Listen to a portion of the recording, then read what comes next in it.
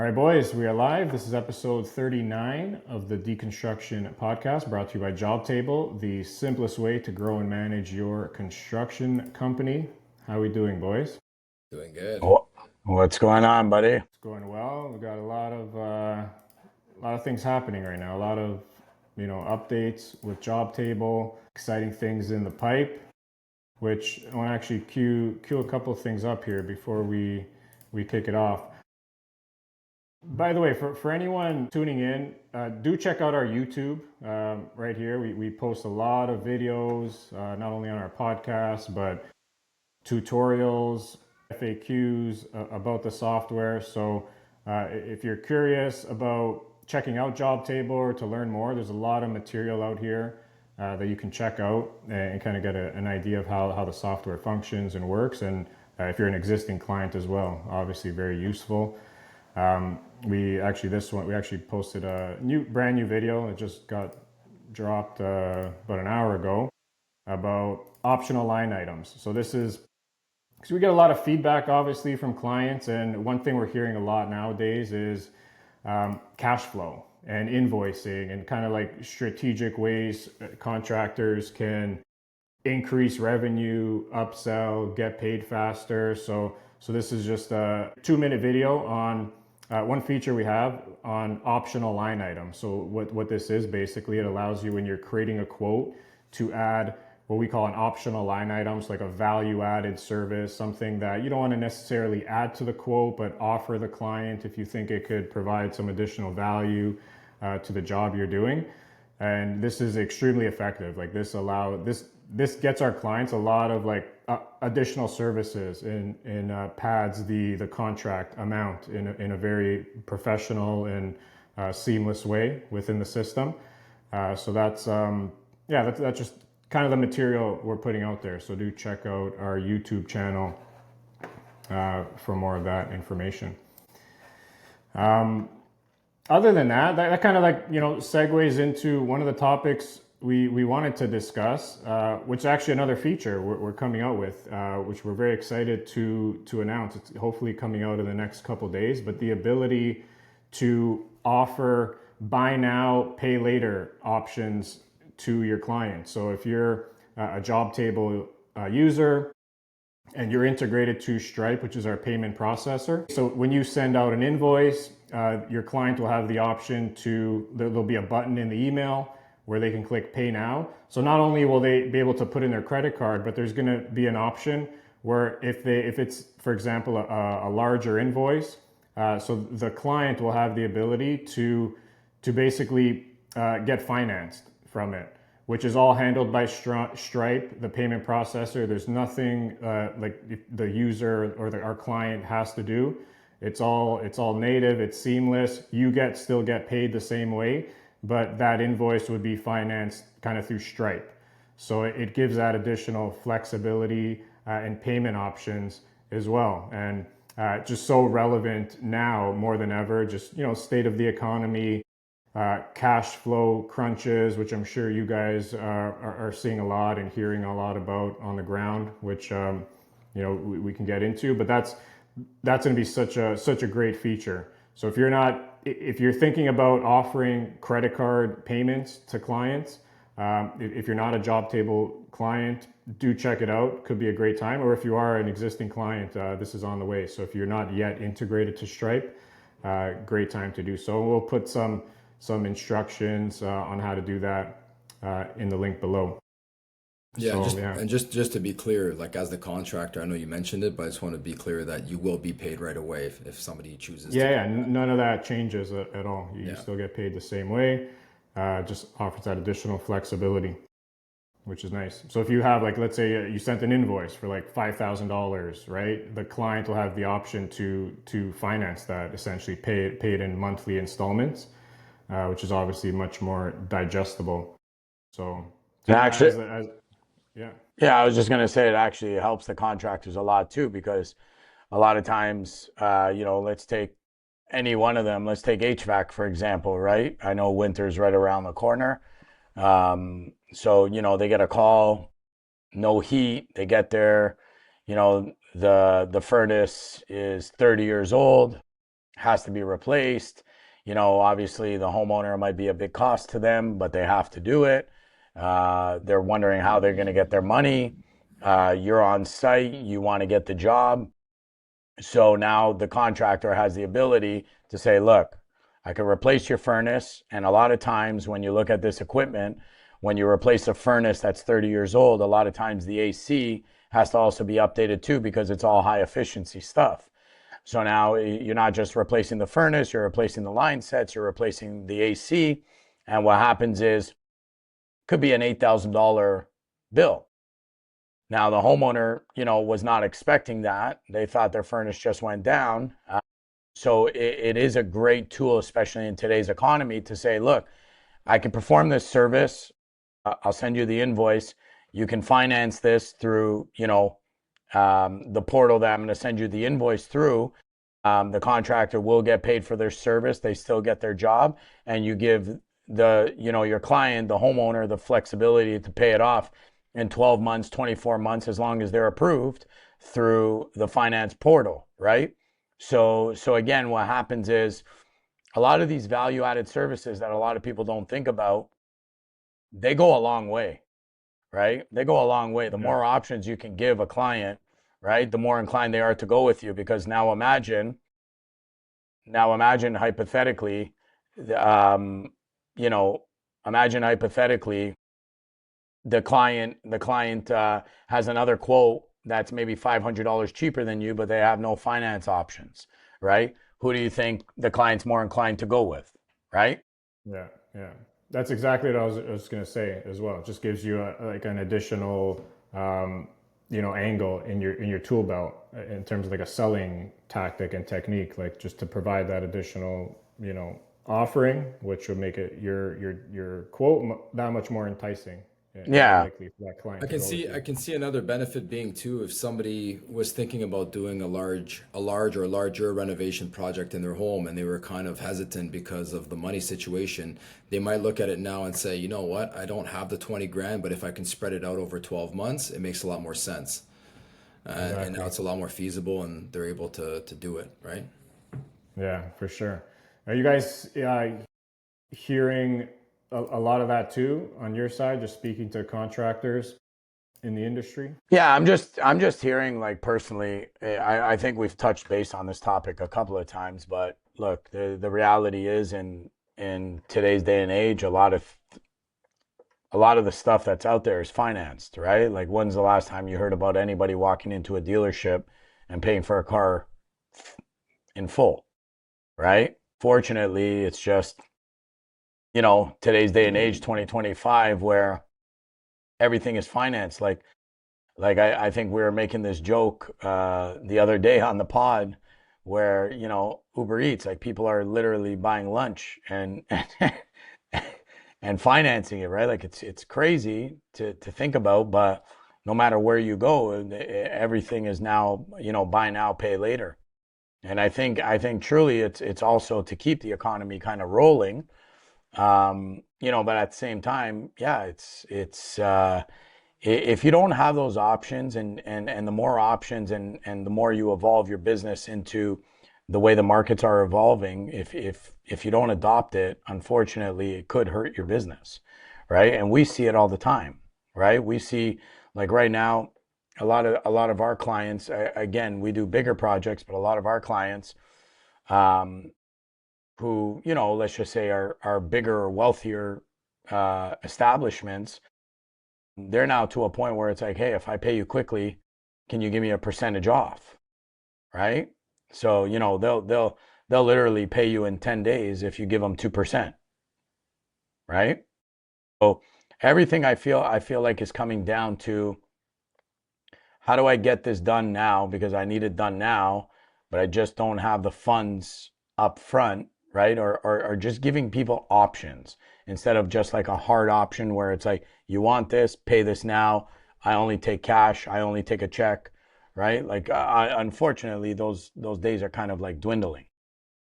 Do you guys feel at all that it's concerning that we're talking about people are financing lunches at this point. To me, it's kind of Absolutely. it's Yeah. telling that like we're nearing the end of an era, like we're getting to the end of the road when you're financing food, you know.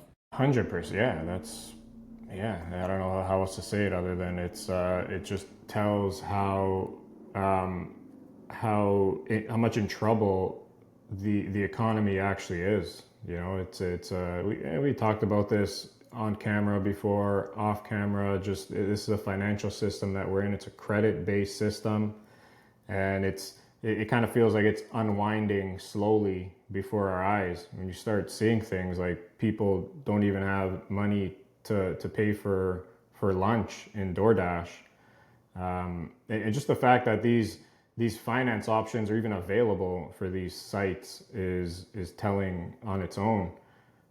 Where does this lead us? I don't know. I think the only thing you got to really focus on is just providing like real value to people out there, no matter what it is, no matter what industry you're in, what trade you're in, like just provide real value. And I think times like this weeds out a lot of the bullshit, so to speak, the fly-by-nighters.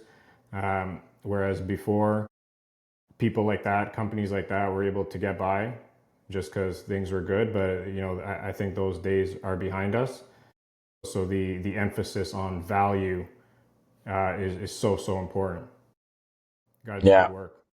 Yeah, and at And the same time, it's unfortunate, but speaking to a lot of contractors on a daily basis, just like you guys, there are a lot of good contractors out there that, whether they're younger guys, newer companies, that they really value providing that quality service and that quality work.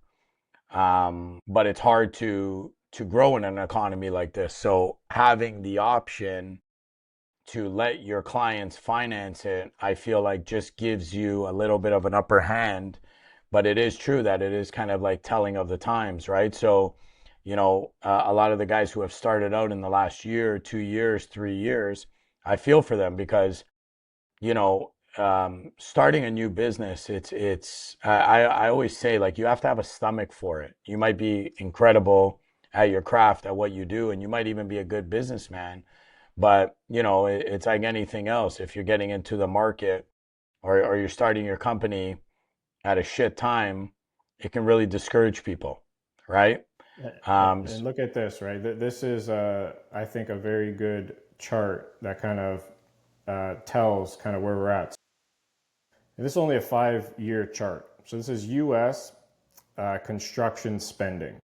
So if you look, like you just said, John, in the last few years, right? This starts from 2020, but look, it's just going straight up. This is residential, the blue line. So from 2020 up until, call it like mid 2022, the spending was, very good, like just upward hockey stick trajectory. So if you're starting a company in and around this time when construction spending is going up like this, this is what I mean by you can be a company where your quality is not the greatest, but you can still get by just because you may not be the people are best spending money. businessman. Yeah. Exactly. Whereas now, this is what I mean by, that's all getting weeded out right now. So when construction spending starts to go down in the last couple of years has been kind of leveling out and it's kind of seems like it's going back down a little bit. This is where, the quality is so important and just the experience you provide people because people are clearly a lot more reluctant to spend money. They're shopping around more. And they're just looking for the best quality person to do the job. Yeah, or they're looking for the best bang for their buck. Yeah, So so this is why it's so important, like not just the quality, but also the professionalism of your company, how you represent yourself, right? Like, the famous example that you gave, Costa, where you had a couple people come out to your house to quote jobs, and the guy you actually wanted to hire gave you a handwritten quote that you could barely read.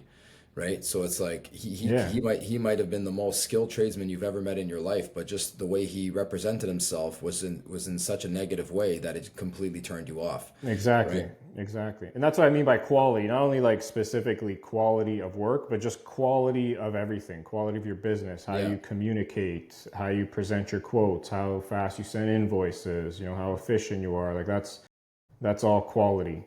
and and and, And and yeah, that's why a lot of times too you'll see some companies that may not be the best, but they're also very busy because they've just perfected the relationship aspect or the business aspect of it, and they kind of get away with having a subpar product, which eventually can bite them in the ass. But I mean, I think the key is to find a happy medium everywhere, right? Like I have a good product, reliable workers, and also know how to represent yourself as an owner and as a leader of your company.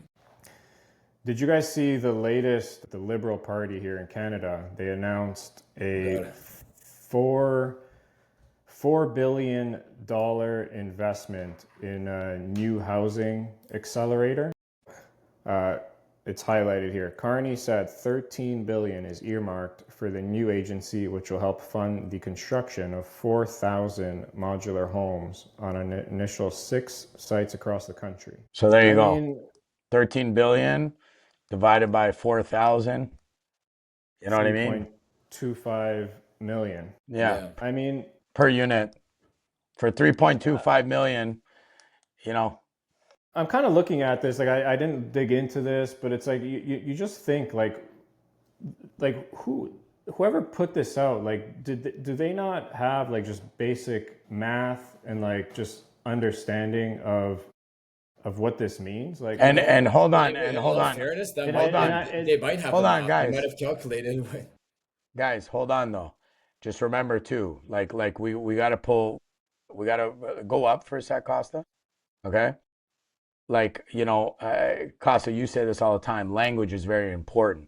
4,000 modular homes. Okay. So when everybody looks at this, every Canadian, okay, and for that fact, American as well, anybody listening, okay, we have to hold people accountable. Okay. Like you said, you're putting something out there and you're saying it as if you're proud of this. You go talk to any builder, right? Like let's take Mattamy Homes. Mattamy Homes is the biggest builder across Canada, if I'm not even mistaken, probably across North America. They're also in the US.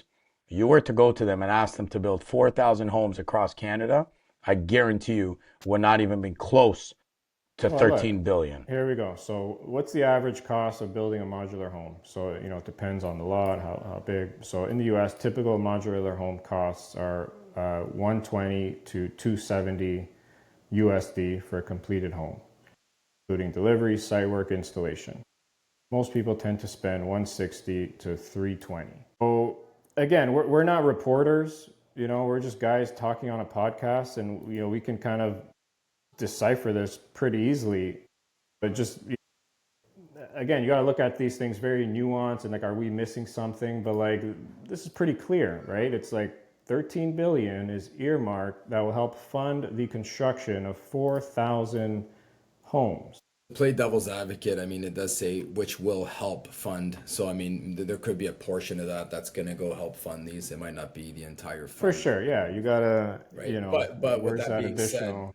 with that being said, I mean, since when has the Canadian government been efficient in anything, especially with spending? So, I mean, And this is what I keep getting back to, guys, and I'm sorry to keep interrupting here, but the reality is that, you know, if I'm going to build an airplane, you know, you're going to go to the right people to build it, right?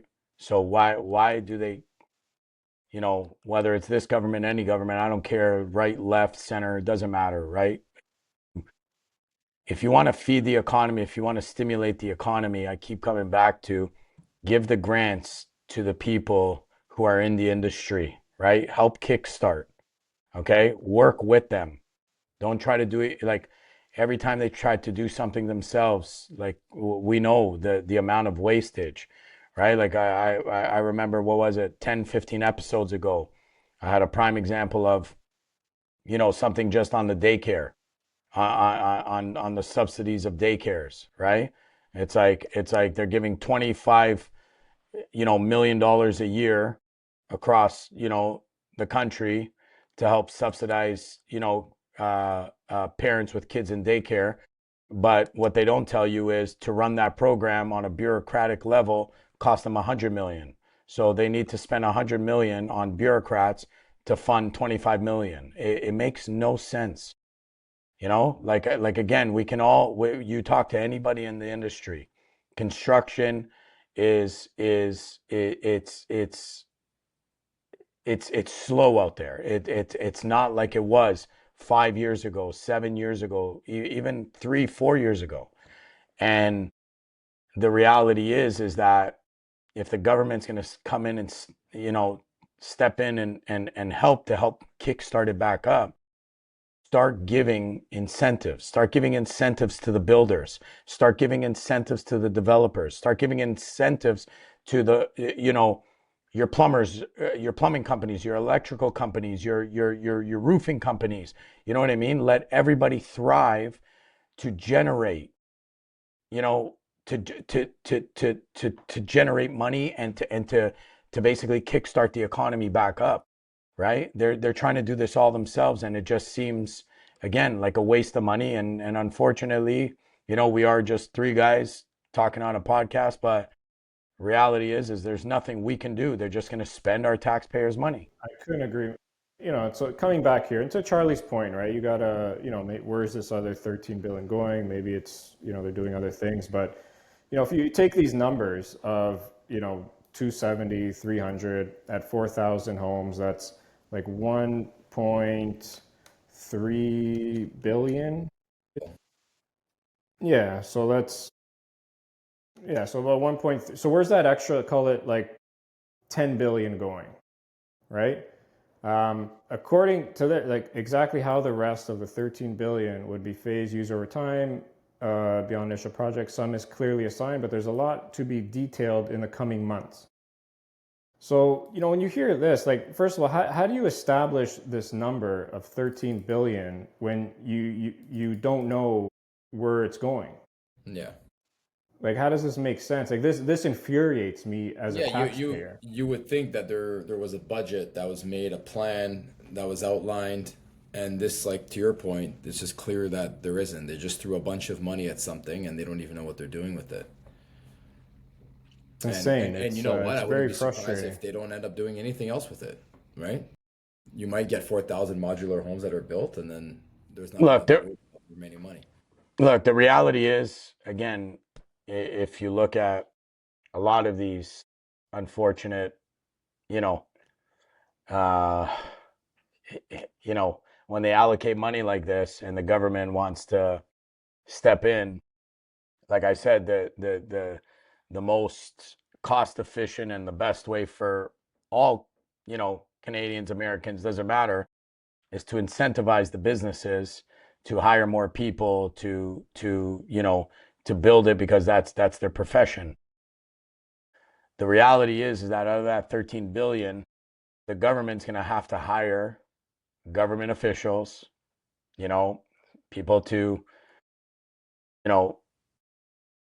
pay to see where the money's going, how much is going here, how much is going there. Now they need to place people in those provinces or regions, you know what I mean, to overlook everything. And reality is, I guarantee you, out of that 13 billion, and again, this is just speculation, it's just my opinion. I guarantee you, like half of it is going to, somebody that works for the government. It's sad to say, but it's like, okay, $13 billion, you can do a lot with that. You can build a lot, right? But again, instead of incentivizing the companies where, would be the most cost efficient way, no, they're just going to take our taxpayer money and do what they want with it. And my question to any tradesperson listening is, does that solve the issue that we've all been talking about, how the industry is slow? Let me ask you guys this. I was just thinking about this. I don't know if you guys can answer this. When's the last time the government ran a program that was applauded, that was successful, that made headlines, that everyone was like, wow, they did a great job? Is there anything in recent memory that you guys can think of? The moon landing. Yeah. Yeah. No, but Honestly, no, seriously, honestly, right? no. Go through what is the government responsible for? Like what Um, obviously healthcare. How's healthcare doing yeah, healthcare, in Canada? infrastructure, Well, maintenance, is healthcare education. like good? Would you say healthcare No, is good? no. But that's my point, right? Like, unless I'm missing I something. actually just read an article. I could try and pull it up, but in the last year, there's like 300,000 people who left the emergency room just because like they couldn't get the care, so they just left. So that's telling of how it's run. Education, how's education Yeah, that's you run can by the you can go government? down the list. So I guess my point is, we're always talking about these shortcomings, right? Like that the government, they can never seem to, first of all, money is going missing constantly. They can never actually fulfill their promises. So why are we even relying on them for anything at this point, right? And I know, like, I sound like a broken record because this is what I always go back to, but I feel like solutions is what we need to be talking about, right? The government is going to be the government, and they're going to keep fucking things up. Whether it's a month ago, whether it's 2 years from now, it's going to continue to happen, right? So I'm of the mind of, like, what can contractors do today to take their eyes off the government completely, right? And just focus on what they're doing, right? Like, John, what do you think? Yeah. Like, what are things that, I just wanted to quickly fact check myself. So yeah, this is yeah, and that, I wanted to ask that specifically on construction. But yeah, 300,000 people left Ontario emergency rooms without treatment last year, just in Ontario. yeah, it's sickening. So Yeah. yeah, With so that being said, too, there's a lot of abuse. Like, again, to play devil's advocate, like, I've been, we all have kids. We've been in an emergency room in the middle of the night, and sometimes they're packed with people, that just have a common cold, and they're just taking up space, right? So there is a lot yeah, of that. for That's sure. become a big problem. But yeah, it's despicable, right? But, like, again, going back to what I was saying is, fuck the government, and they're never gonna make right by us. They're never gonna do the right thing. You might get lucky and have a government come in and things get better for a few years, and it'll just go back to what it was, 5 steps forwards, or 3 steps forwards, 2 steps back, whatever it is. What can we do, or what can contractors do today to, like I said, take their focus off the government and just concentrate on their day to day, on what they can do to improve, so that the government shenanigans kind of become irrelevant. Well, I don't know if you're getting that question towards me, but look, I mean, I know, yeah, Solutions, man. just in general, and that's what we need to get to, right? Like collectively, like with us on this podcast all the time, and that's why we encourage anybody listening to really like leave feedback, and that's why we like to get on guests a lot of times too, because I don't want this to be a doom and gloom, and I know we complain a lot about what's going on lately, but look, the reality is this, Charlie. You're asking that question. I totally agree. What can we do? And that's what we try to figure out every day. Like, fuck what they're doing. What can we do to not rely on them? But the problem is if your taxes are going up, if the regulations are going up, if they're constantly spending the money wildly, they're not fixing nothing. Like look at somebody like like the company that we run. Sure, we have private clients that have money, but again, if the government spending goes out of control, the bank rates go up. Even our private, you know, customers that are building, with their own money, they still go to the banks. So if the bank rates go up, it's affecting it, right? And the reality is like I agree. Like, what can we do to move away from the governments? And again, I'm going to get back to the first thing we talked about is just to be able to give your clients the basically the most amount of options to have a service done, right? Giving them the ability to, you know, buy now, pay later, right? Because again, it gets that job that you need done today, right? Um, um, maybe shifting into a different market, again, into the private sector. But I always come back to we live in a debt-based system. So if you're living in a debt-based system, what happens is a lot of people that need to do something are paying it off of debt. And the reality is that when the debt piles up, a lot of people are very stringent on spending the money. So I get it. We talk about this all the time. I don't want it to sound like a broken record. We just had, Manny from, TCL on here, and I know he was singing the same tune as we're kind of talking about again. But the reality is that if they keep doing this out of control, how can like what are you going to do? What market are you going to go into that doesn't affect bank rates and that doesn't affect, how much you're taxed and how much you're regulated? Like, let's be honest, right? Hold on. How would you answer that question, Charlie? Like your own question? Yeah, I'll answer like this. So number one thing that you should not do, and that I feel like me and you, John, we've never done, is complain right off the bat. Now, and I'm not sitting here saying you shouldn't talk about these things. You have to have your ear to the ground. You have to be aware of these things. Like you said, are the rates going up? Are they going down? Is the condo market just getting, taking a beating, and you have to, kind of navigate towards something else, pivot to somewhere else, possibly. So you have to be aware of these things. But my point is just kind of like sitting down, complaining about it, bitching about it, like, what are things that you can do? So number one, you don't complain, right? Number two, focus on the task at hand. Now, what is the task at hand? If you don't have work coming in, is you should be focusing on getting new clients, building relationships. If you have the work, you should be focusing on executing that work, putting the right people in the right place to execute that work, getting it done in a timely manner so you can move on to the next one. You should be focused on growth, right? Are you doing the jobs yourself, and are you quoting at the same time? Are you doing your invoicing? Are you kind of a one-man show? Are you looking to expand? Then you should be working on that task, as in finding the right person to kind of start taking things off of your hands. And the list goes on and on. But the point being is the task at hand, just focusing on the things that are in your control. What the government's going to do, like I said before, there's nothing that we can do about it. It's important to be aware of the things that are coming down the pipeline so you don't get caught with your pants down. But again, if you don't have any control over it, focus your attention and your time on things that you can control and make better. No, it's that very well said. Very well said. And I just want to be clear, and you hit the nail on the head, where you don't have to complain about it, but you do have to talk about it, right? Because look, yeah, and then what I meant by that is I feel like there's too much of that, right? Like wherever I go, it's like, oh, we're here because of the liberal government. I can't go shoot. No. I can't go do this because of the government, because of this, and it's constant complaining. But I don't hear any solutions, right? And I don't want to surround myself with people that are just constantly complaining about things and they're not taking any action. Those are not the kind of people that I want to associate with.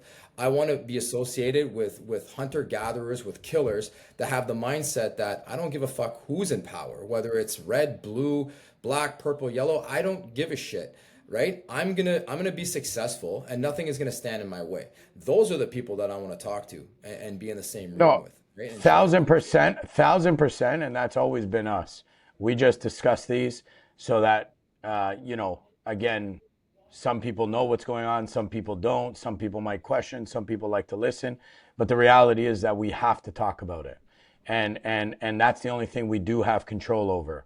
And the reason that we talk about it, like, look, right, Manny being on the podcast last week and shedding some insight on a project that he was working on, right? So he goes through, he's trying to get this project off the ground. He goes to talk, to the head of the labor board. The head of the labor board is some young person who has never been in construction, yet they're in the position that's, the head of the labor board. And it's like, okay, once we talk about it, if you expose it enough, that's what we can do to be like, listen, man, what prerequisites do you have there? That's almost like us, hiring a bunch of, quote unquote licensed plumbers that have never picked up a tool. And it's like, yeah, that's a licensed plumber over there, right? Think about the plumbing that would happen across the city, across the country, right? So again, it's just shedding light on it, that enough people talk about it, where people realize what's going on.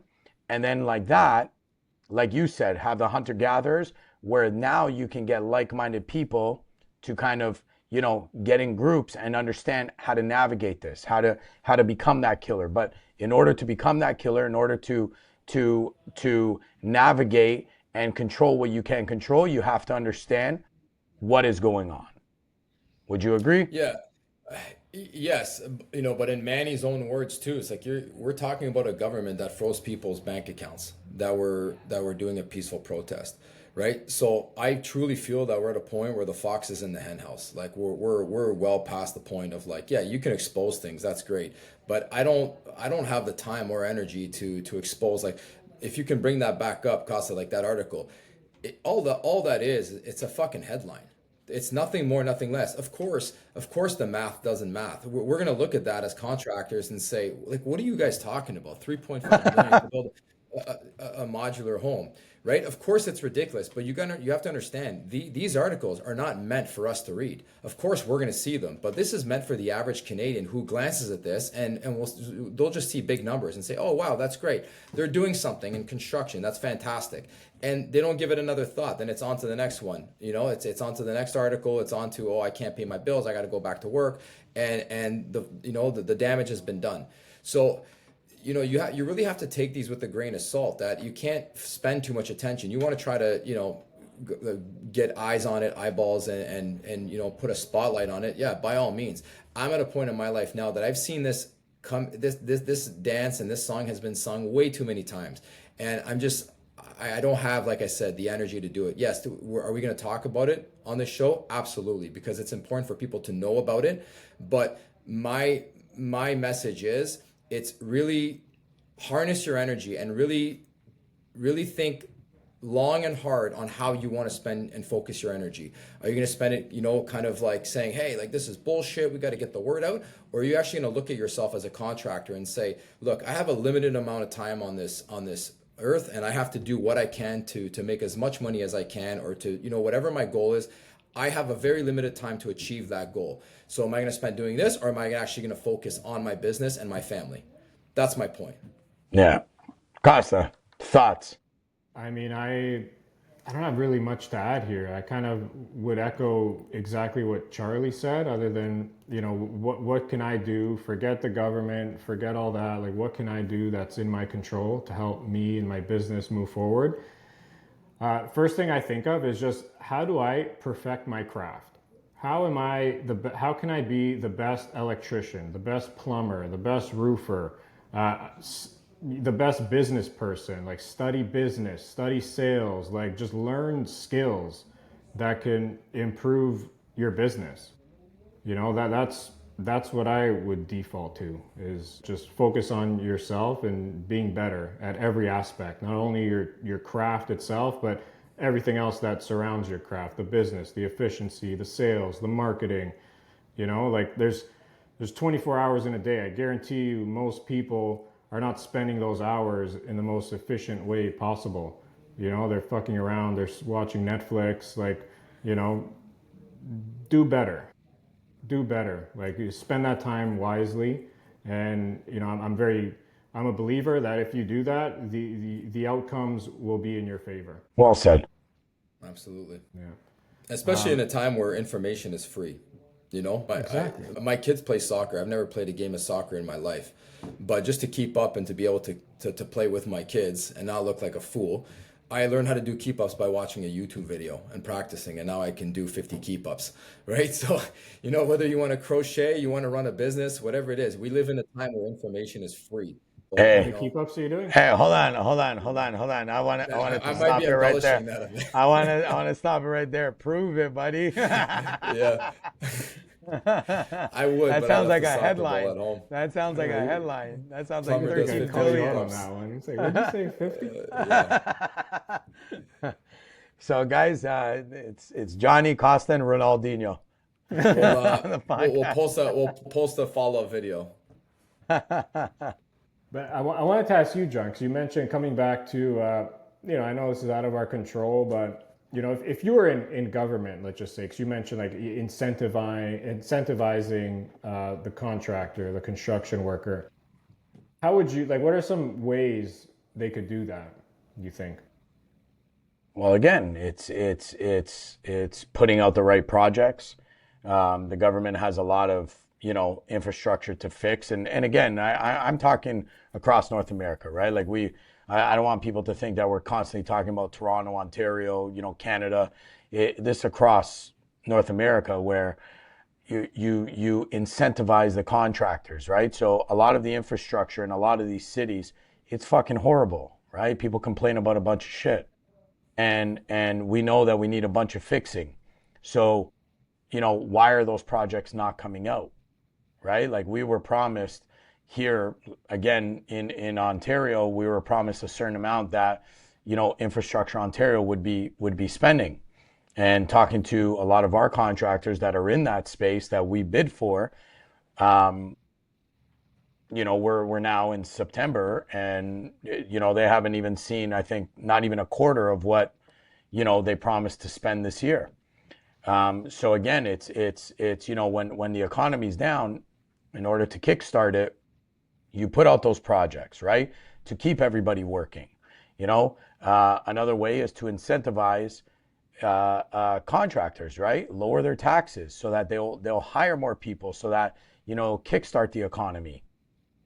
Another thing is, again, work with the banks, right, to lower the rates so that people who are borrowing, or these developers that have a lot of land, again, I think we looked at this last time, and again, I know I'm speaking about like Ontario, but you're penalizing these developers, right? They own all this land.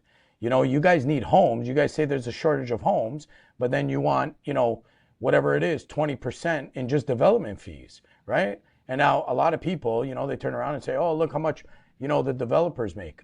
Number one, they bought the property. They put their balls on the line, okay? They're the ones that put the ball, and they pay their taxes, and they did this, and they did that. Now, when there's a project to be had, and they need to, just like every business, they need to meet a bottom dollar. As you can see, a lot of these condos that are going into receivership, or a lot of this land that a lot of these developers are halting and saying, I'm not building nothing, right? This doesn't make sense. I'm going to lose money, right? Why would you do it? So incentivize them, right? Incentivize them. There's so many You ways see what to I'm saying? incentivize. I So look many at it, ways you could do it. again, okay, I have kids, right? If I want to teach my kids something and they don't want to learn about a specific topic, what do? You incentivize them, right? Listen, if we do this, this is going to happen. This is what you may win, right? Or if we do this, after this might happen. You incentivize them to invest into that plot of land. Incentivize them to say, hey, we're short 3,500 houses. Okay, well, I got this plot of land here. Well, if you build this, you know what I mean? There's going to be, X amount off the tax at the end of the year, capital gains, whatever. No, there's none of that. That's a big one. You want to incentivize, go back to how it was 15, 20 years ago, where people were just, dying to flip a house because it was worthwhile and you can make good money doing it, right? So I mean, right off the bat, you got to scale back on the costs that are associated with building, whether it be permitting, all of these things, but then also to your point, John, like capital gains taxes, you guys have to scale back. The government's gotta pull back on how much they're charging these guys, because you could buy a home, you could demo it, the permits were affordable. You can build a home for $300,000-$400,000 before. Obviously now the price has gone way up, but the point being, you could then turn around and you could sell a house and you can make $500,000, $400,000, right? And in a country like Canada, like this is why we get up in the morning, right? To be the guy that's different, that's going to take that risk and build that house. And now with these capital gain taxes, where it's like it's not worth doing anymore, right? And it's high risk, low reward, and nobody wants to do it. Look, it's so many things that equate to that, right? And again, it's not complaints, it's just reality. And when we talk about reality, it's like, okay, what has happened in the last 10, 15 years? Permanent fees have gone up. They're taxing, the developers. The development fees have gone through the roof. Servicing fees, like, just for them to tap into, the electrical, like just to run power to this development, just to tie in the sewers, that has gone through the roof. You know what I mean? Anything that they make, they're taxing them more. Plus the building code, which again, I agree with to a certain extent, where the building code keeps evolving to be better. But then, the heat recovery stacks, and you keep adding these things And people just look at it and they say, what the fuck, man? You know, like why am I going to do this now? You know? But then in the same breath, they're complaining that it's like, you know, nobody's building homes. Oh, you know, nobody's doing. Sure, man. Who's at fault for this? Right? You think it's the contractor that said, hey, my cost is 5,000. I want to charge 20,000. And then, you know, 5 years later, my cost is still 5,000. And guess what? Now I'm charging 50,000. It doesn't happen like that, right? It comes down to the more and more bureaucracy, the more and more red tape, the more and more taxes, the more and more, you know, capital gains and development fees, and you're not giving no breaks after you've added all of these over so much time. You know, bank rates going up. People are just going to say, you know what, to fuck with it. Here, you know, like I was talking to a developer. I don't want to name their name. Big developer, owns a lot of land. The guy literally said, he goes, you know, and when they start talking about the way the government has treated them, that's how you know, as much as we don't want to complain and do whatever we can. But when they're complaining, that's where you got to kind of stop and listen, where it's like, you know what? They need houses. I have this plot of land there. They keep doing this. Fucking look at that plot of land. Nobody's building a house there, you know? Yeah. Now, if these guys, like, if this keeps happening, what do you think the outcome is, right? When do we get out of this, right? And that's a question I'm asking both of you, right? You keep adding regulations, you keep upping the taxes, you keep, just basically screwing over the contractor or Canadian, because it also screws over the homeowner. It screws up people trying to buy their first home. What is the outcome? What is the outcome? If there's no incentive. There's no incentive. Me personally, John, we always talk about this, right? It's like about how much percentage are you making? If they're taking 50% of everything that we're making, trying to build and whatever, and then people stop building, wouldn't you rather make 10% out of, a ton of building going on rather than 50% of zero, right? So a part of me feels like this is just being purposely done. What the reasons for that are, I can't say for sure. But it doesn't make any sense. They're just gouging to a point that they're turning people away from building, which makes no sense to me. Listen, they're turning people, I'm sorry to say, and I don't want to be a doom and gloom, they're turning people away from this country. That's the reality. How many people, all three of us, how many people we know have left here that have good net worths because they say it's not worth it? You know what I mean? You look at a contractor, okay? Anybody listening, for these big companies, these guys think that they make money hand over fist. You have a company that's doing $100, $200, $300 million a year, okay? They're lucky if their bottom line profit at the end of the year even comes close to 10%. You're looking at more at like 4 or 5%. Now, a lot of people are going to say, okay, well, 4 or 5% out of, 300 million, it's still a lot of money. Yeah, 100%. But if one thing goes wrong, when you're on projects of that size, think about what that can do to a company. Think about how many people that company employs. Think about how many taxes that company generates back to the government. This is why incentivizing. They're not making a shit. They're not making, their margins are not crazy. But when you're taxing 50%, 40%, development fees, 20%, come on, man. That's more than everybody, puts their balls on the line. So you ask me to kickstart this economy, you need to incentivize. Plain and simple. You will see the buildings go up. You will see people spending money. You will see homes going up. You will see all of that happening. Yeah. Prove me wrong. Like the outcome, like your question, John, like what's the outcome? I think we're living through that outcome right now. Like we're talking about it. This is the result of that. Like, there's no development going on, spending's going down. People aren't working. So, that is the outcome. We're living through it and it's just going to get worse. And like, there's so many ways to incentivize too, right? It's like, what's the problem? Okay. We have a housing shortage. So, a simple incentive is to offer, like milestone grants or payments, right? Like you deliver, units under this timeline, you'll get rewarded for it.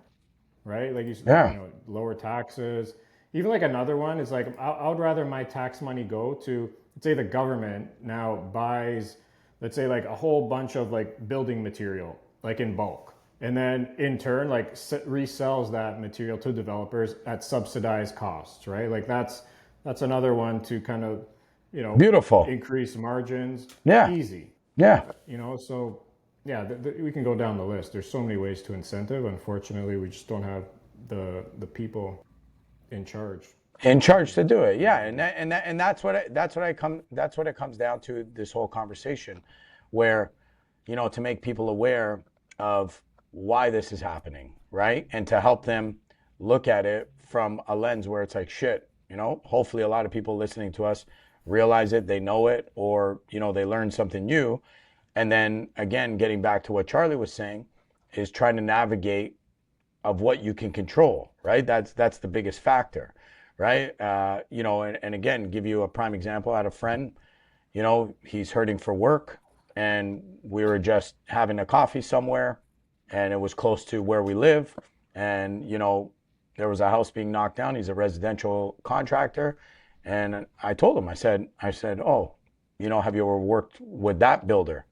And he's like, no, never. I go, well, since you live in the area, why don't you just take down the phone number, give him a call, and just say, hey, like, I do a lot of houses in this area. I see this house just got knocked down. Wondering if you have, a foundation contractor before you start, and if you do, if you don't mind, can I price the project? Maybe I'm very competitive. Maybe I'm going to give you a better price than yours. And, here are the houses that I've done in the area. Here's this address, here's this address, here's this address. I've done a lot of houses in this area. And the guy looked at me, he's like, fuck, that's a brilliant idea, Yeah. And it was just like, again, getting back to what you can control, right? You got to get out there, you got to put yourself out there. But the bigger picture is, in order to get things kicking again, right? Unfortunately, the reality is, the government needs to step in, and they don't need to step in with $13 billion to build 4,000 modular homes.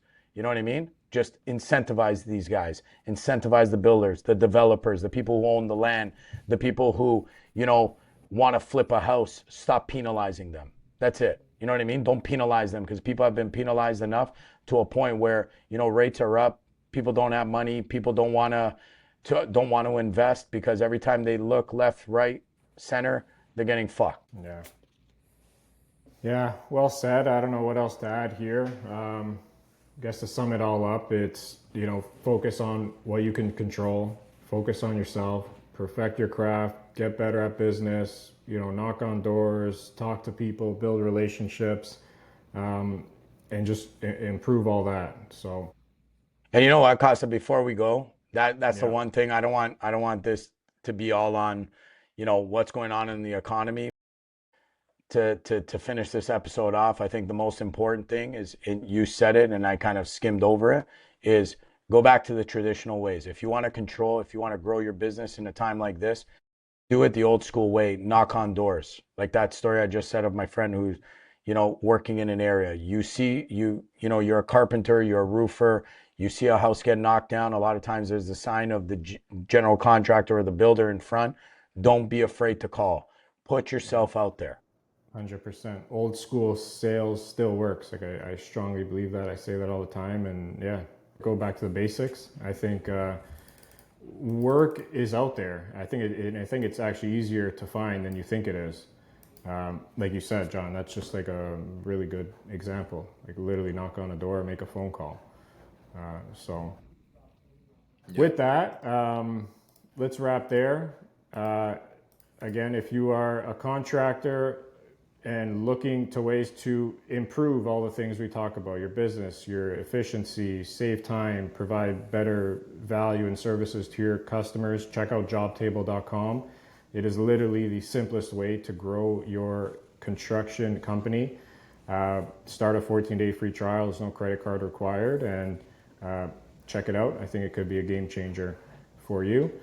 And that's that. If you're not using a software, you're not falling behind, you're already behind. So sign up today and you won't regret it. Yeah, very true. All right, boys, good episode. Until next week. Take care, boys. Take care. Take care. Bye. Later.